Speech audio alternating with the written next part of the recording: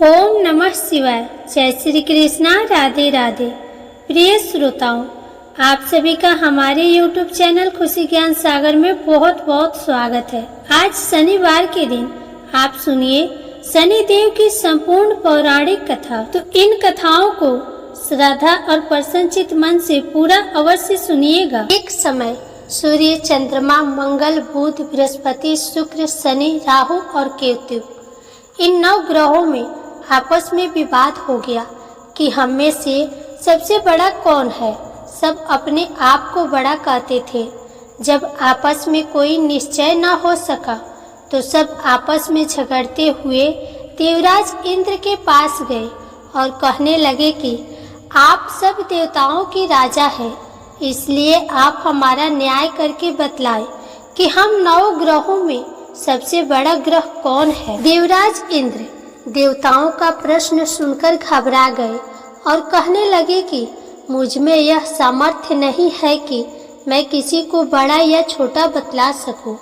मैं अपने मुख से कुछ नहीं कह सकता। हाँ, एक उपाय हो सकता है। इस समय पृथ्वी पर राजा विक्रमादित्य दूसरों के दुखों का निवारण करने वाले हैं, इसलिए आप सब मिलकर उन्हीं के पास जाए, वही आपके विवाद का निवारण करेंगे।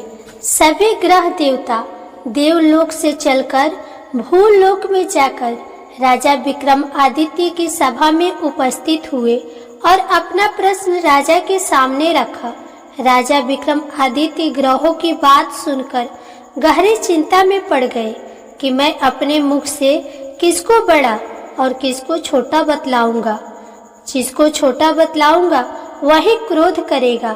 उनका झगड़ा निपटाने के लिए उन्हें एक और उपाय सोचा और सोना, चांदी, कांसा, पीतल, सीसा, रंगा, जस्ता, अभ्रक और लोहा 9 धातुओं के 9 आसन बनवाए। सब आसनों को क्रम से जैसे सोना सबसे पहले और लोहा सबसे पीछे बिछाया गया। इसके पश्चात राजा ने सब ग्रहों से कहा कि आप सब अपना अपना आसन ग्रहण करें। जिसका आसन सबसे आगे वह सबसे बड़ा और जिसका आसन सबसे पीछे वह सबसे छोटा जानिए। क्योंकि लोहा सबसे पीछे था और वह शनि देव का आसन था, इसलिए शनि देव ने समझ लिया कि राजा ने मुझको सबसे छोटा बना दिया है। इस निर्णय पर शनि देव को बहुत क्रोध आया। उन्होंने कहा कि राजा, तू मेरे पराक्रम को नहीं जानता। सूर्य एक राशि पर 1 महीना, चंद्रमा 2.25 महीना 2 दिन, मंगल 1.5 महीना, बृहस्पति 13 महीने, बुध और शुक्र 1 महीने विचरण करते हैं। परंतु मैं एक राशि पर 2.5 वर्ष से लेकर 7.5 वर्ष तक रहता हूँ। बड़े बड़े देवताओं को भी मैंने भीषण दुख दिया है। राजन सुनो, श्री रामचंद्र जी को 7.5 आई और उन्हें वनवास हो गया। रावण पर आई तो राम ने वानरों की सेना लेकर लंका पर चढ़ाई कर दी और रावण के कुल का नाश कर दिया। हे राजन, अब तुम सावधान रहना। राजा विक्रमादित्य ने कहा, जो कुछ भाग्य में होगा देखा जाएगा। इसके बाद अन्य ग्रह तो प्रसन्नता के साथ अपने अपने स्थान पर चले गए, परंतु शनि देव क्रोध के साथ वहां से सिधारे। कुछ काल व्यतीत होने पर जब राजा विक्रमादित्य को 7.5 की दशा आई तो शनि देव घोड़ों का सौदागर बनकर अनेक सुंदर घोड़ों के सहित राजा विक्रमादित्य की राजधानी में आए। जब राजा ने घोड़ों के सौदागर के आने की खबर सुनी तो अपने अश्वपाल को अच्छे अच्छे घोड़े खरीदने की आज्ञा दी। अश्वपाल ऐसी अच्छी नस्ल के घोड़े देखकर और उनका मूल्य सुनकर चकित हो गया और तुरंत ही राजा को खबर दी। राजा विक्रमादित्य उन घोड़ों को देखकर और एक अच्छा सा घोड़ा चुनकर सवारी के लिए उस पर चढ़े। राजा के पीठ पर चढ़ते ही घोड़ा तेजी से भागा। घोड़ा बहुत दूर एक घने जंगल में जाकर राजा को छोड़कर अंतर्ध्यान हो गया। इसके बाद राजा विक्रमादित्य अकेला जंगल में भटकता फिरता रहा। भूख प्यास से दुखी राजा ने भटकते भटकते एक ग्वाले को देखा। ग्वाले ने राजा को प्यास से व्याकुल देखकर पानी पिलाया। राजा की अंगुली में एक अंगूठी थी। वह अंगूठी उसने निकालकर प्रसन्नता के साथ ग्वाले को दे दी और स्वयं शहर की ओर चल दिया। राजा शहर में पहुंचकर एक सेठ की दुकान पर जाकर बैठ गया और अपने आप को उज्जैन का रहने वाला तथा अपना नाम वीका बतलाया। सेठ ने उसको एक कुलीन मनुष्य समझकर जल आदि पिलाया। भाग्यवश उस दिन सेठ की दुकान पर बहुत अधिक बिक्री हुई। तब सेठ उसको भाग्यवान पुरुष समझकर भोजन कराने के लिए अपने साथ अपने घर ले गया। भोजन करते समय राजा विक्रमादित्य ने एक आश्चर्यजनक घटना देखी। जिस खूंटी पर हार लटक रहा था वह खूंटी उसी हार को निगल रही थी। भोजन के पश्चात जब सेठ कमरे में आया तो उसे कमरे में हार नहीं मिला। उसने यही निश्चय किया कि सिवाय वीका के और कोई इस कमरे में नहीं आया, अतः अवश्य ही उसी ने हार चोरी किया है। परंतु वीका ने हार लेने से इनकार कर दिया।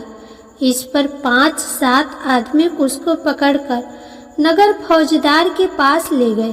फौजदार ने उसको राजा के सामने उपस्थित कर दिया और कहा कि यह आदमी भला प्रतीत होता है, चोर मालूम नहीं होता, परंतु सेठ का कहना है कि इसके सिवाय और कोई घर में नहीं आया था, इसलिए अवश्य ही इसी ने चोरी की है।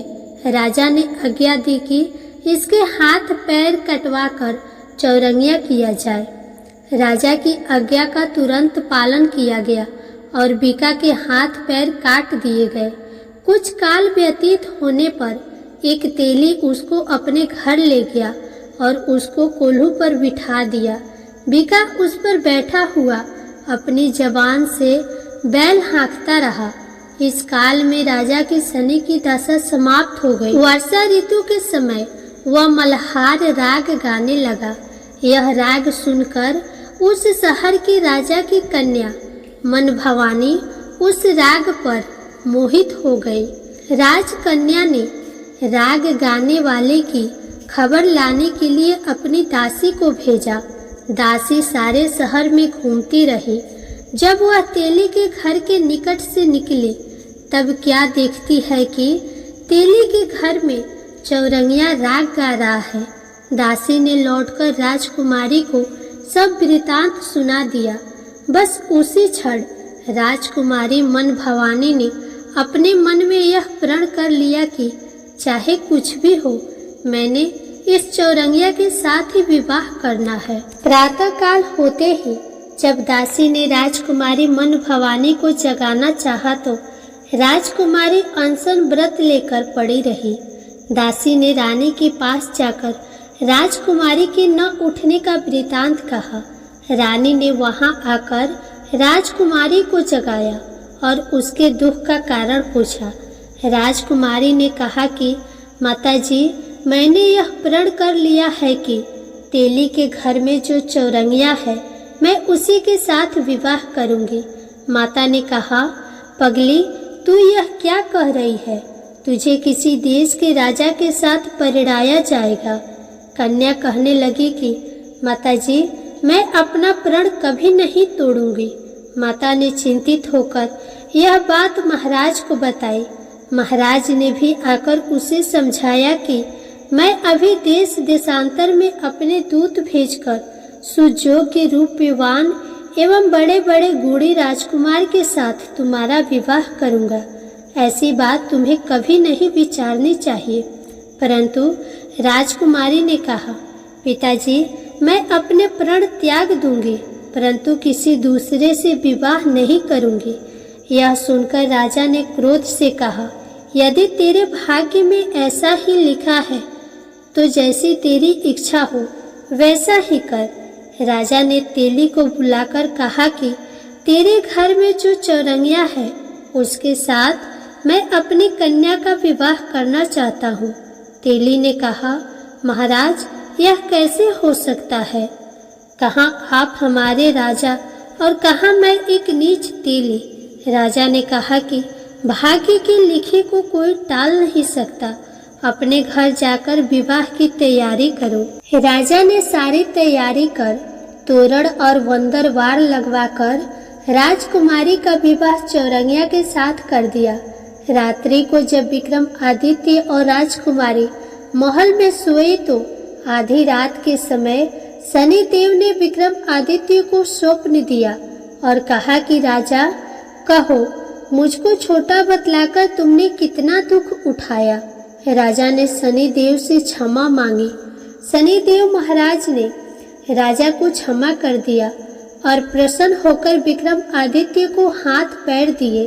तब राजा विक्रमादित्य ने शनिदेव से प्रार्थना की, महाराज, मेरी प्रार्थना स्वीकार करें। जैसा दुख आपने मुझे दिया है ऐसा और किसी को न दे। शनिदेव ने कहा, तुम्हारी यह प्रार्थना स्वीकार है। जो मनुष्य मेरी कथा सुनेगा या कहेगा उसको मेरी दशा में कभी किसी प्रकार का दुख नहीं होगा, और जो नित्य ही मेरा ध्यान करेगा या चींटियों को आटा डालेगा उसके सब मनोरथ पूर्ण होंगे। इतना कहकर शनिदेव अपने धाम को चले गए। जब राजकुमारी मन भवानी की आंखें खुली और उसने चौरंगिया को हाथ पांव सहित देखा तो आश्चर्यचकित हो गई। उसको देखकर राजा विक्रमादित्य ने अपना समस्त हाल कहा कि मैं उज्जैन का राजा विक्रमादित्य हूँ। यह घटना सुनकर राजकुमारी अत्यंत प्रसन्न हुई। प्रातःकाल राजकुमारी से उसकी सखियों ने पिछली रात की हाल चाल पूछा तो उसने अपने पति का समस्त वृतांत कह सुनाया। तब सबने प्रसन्नता प्रकट की और कहा कि ईश्वर ने आपकी मनोकामना पूर्ण कर दी। जब उस सेठ ने यह घटना सुनी तो वह राजा विक्रमादित्य के पास आया और उनके पैरों पर गिरकर क्षमा मांगने लगा कि आप पर मैंने चोरी का झूठा दोष लगाया। आप मुझे जो चाहे दंड दे। राजा ने कहा, मुझ पर शनिदेव का कोप था, इसी कारण यह सब दुख मुझको प्राप्त हुआ। इसमें तुम्हारा कोई दोष नहीं। तुम अपने घर जाकर अपना कार्य करो, तुम्हारा कोई अपराध नहीं। सेठ बोला, महाराज, मुझे तभी शांति मिलेगी जब आप मेरे घर चलकर प्रीतिपूर्वक भोजन करेंगे। राजा ने कहा, जैसी आपकी इच्छा हो वैसा ही करे। सेठ ने अपने घर जाकर अनेक प्रकार के सुंदर व्यंजन बनवाए और राजा विक्रमादित्य को प्रीति भोज दिया। जिस समय राजा भोजन कर रहे थे एक अत्यंत आश्चर्यजनक घटना सबको दिखाई दी। जो खूंटी पहले हार निगल गई थी अब वह हार उगल रही थी। जब भोजन समाप्त हो गया तो सेठ ने हाथ जोड़कर बहुत सी मोहरे राजा को भेंट की और कहा, मेरी श्री कौरी नामक एक कन्या है, उसका आप पाणी ग्रहण करें। राजा विक्रमादित्य ने उसकी प्रार्थना स्वीकार कर ली। तब सेठ ने अपनी कन्या का विवाह राजा के साथ कर दिया और बहुत सा दान दहेज आदि दिया। कुछ दिन तक उस राज्य में निवास करने के पश्चात राजा विक्रमादित्य ने अपने ससुर राजा से कहा कि अब मेरी उज्जैन जाने की इच्छा है। कुछ दिन बाद विदा लेकर राजकुमारी मन भवानी, सेठ की कन्या श्री कौरी तथा दोनों जगह दहेज में प्राप्त अनेक दास दासी, रथ और पालकियों सहित राजा विक्रमादित्य उज्जैन की तरफ चले। जब वे शहर के निकट पहुँचे और पूर्ववासियों ने राजा के आने का संवाद सुना तो उज्जैन की समस्त प्रजा अगवाने के लिए आई। प्रसन्नता से राजा अपने महल में पधारे। सारे नगर में भारी उत्सव मनाया गया और रात्रि को दीपमाला की गई। दूसरे दिन राजा ने अपने पूरे राज्य में यह घोषणा करवाई कि शनि देवता सब ग्रहों में सर्वोपरि है। मैंने उनको छोटा बतलाया, इसी से मुझको यह दुख प्राप्त हुआ। इस प्रकार सारे राज्य में सदा शनि देव की पूजा और कथा होने लगी। राजा और प्रजा अनेक प्रकार के सुख भोगती रही। जो कोई शनि देव की इस कथा को पढ़ता है या सुनता है, शनि देव की कृपा से उसके सब दुख दूर हो जाते हैं। व्रत के दिन शनि देव की कथा को अवश्य पढ़ना चाहिए। जय शनि देव महाराज। अब आइए सुने शनि देव महाराज की दूसरी पौराणिक कथा। एक ब्राह्मण को सपने में नीली घोड़ी पर नीले कपड़े पहने एक आदमी दिखाई देता और कहता है, हे ब्राह्मण देवता, मैं तेरे लगूंगा। ब्राह्मण घबराकर उठ गया। अगले दिन यही सपना उसे फिर से आता है। ये सपना उसे रोज आने लगा। वह परेशान हो गया और चिंता के मारे दुबला होने लगा। उसकी पत्नी ने कारण पूछा तो उसने सपने के बारे में बताया। ब्राह्मणी बोली, वे अवश्य ही शनि महाराज होंगे। अब की बार दिखे तो कहना, लग जाओ, पर सवा पहर से ज्यादा मत लगना। उस दिन सपना आने पर ब्राह्मण ने कहा, लग जाओ, पर कितने समय के लिए लगोगे? तब शनि जी बोले, 7.5 वर्ष का लगूंगा। ब्राह्मण ने कहा, क्षमा करे शनि जी, इतना भारी तो मुझसे झेला नहीं जाएगा। तब शनि जी बोले, तो 5 वर्ष का लग जाऊंगा। ब्राह्मण बोला, ये भी मेरे लिए ज्यादा है। शनि जी बोले, 2.5 साल का लग जाऊंगा। ब्राह्मण ने मना किया तो शनि जी कहने लगे, सवा पहर का तो लगूंगा ही, इतना तो कोढ़ी कलंकी भिखारी के भी लग जाता हूँ। तब ब्राह्मण ने कहा, ठीक है। ब्राह्मण को सवा पहर की शनि की दशा लग गई। ब्राह्मण ने नींद से जागकर ब्राह्मणी से कहा, मेरे सवा पहर शनि की दशा लग गई है, इसीलिए मैं जंगल में जाकर यह समय बिताऊंगा। मेरे लिए खाने पीने का सामान बांध दो। मेरे पीछे से किसी से लड़ाई झगड़ा ना हो, इसका ध्यान रखना। ज्यादातर घर में ही रहना, बच्चों का भी ध्यान रखना। इस सवा पहर के समय में कोई गाली भी दे तो चुपचाप सुन लेना, बहस मत करना। ये सब समझाकर ब्राह्मण जंगल में चला गया। जंगल में ब्राह्मण एक पीपल के पेड़ के नीचे बैठ गया और हनुमान जी का पाठ करने लगा। एक पहर बीत गया। ब्राह्मण ने सोचा, बाकी बचा समय रास्ते में बीत जाएगा, इसीलिए वहां से चल दिया। रास्ते में एक बाड़ी में मदिरे लगे देखे। मालिन से एक मदिरा खरीदा, पोटली में बांधा और आगे बढ़ा। आगे एक आदमी मिला जो असल में शनि देव जी थे। ब्राह्मण से पूछा, पोटली में क्या है? उसने कहा, मदिरा है। शनि देव बोले, दिखाओ। ब्राह्मण ने पोटली खोली। उसमें राजकुमार का कटा हुआ खून से लथपथ सिर देखा।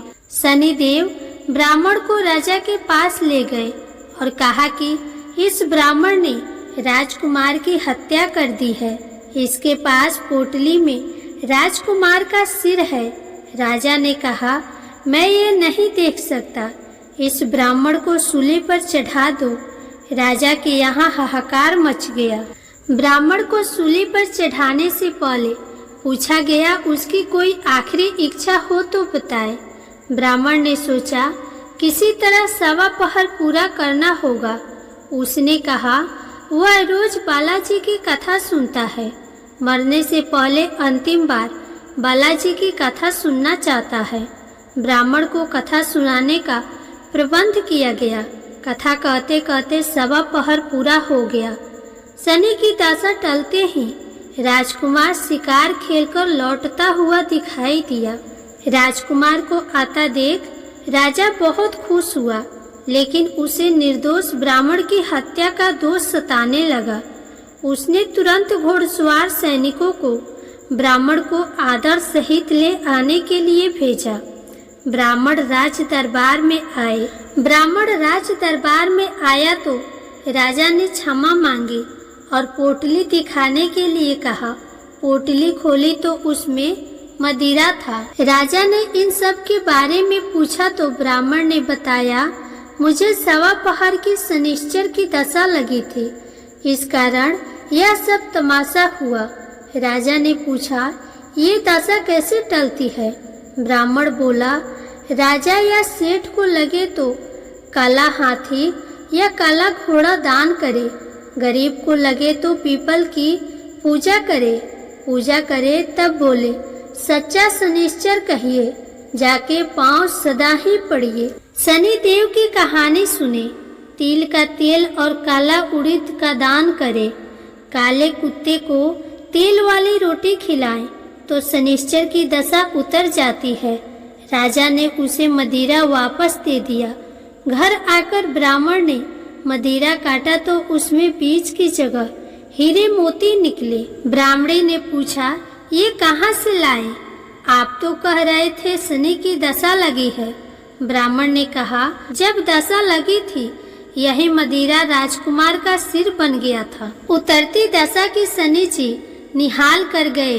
हे शनि देवता, जैसी ब्राह्मण के शनि की दशा लगी वैसी किसी को न लगे। प्रेम से बोले शनि देव महाराज की जय।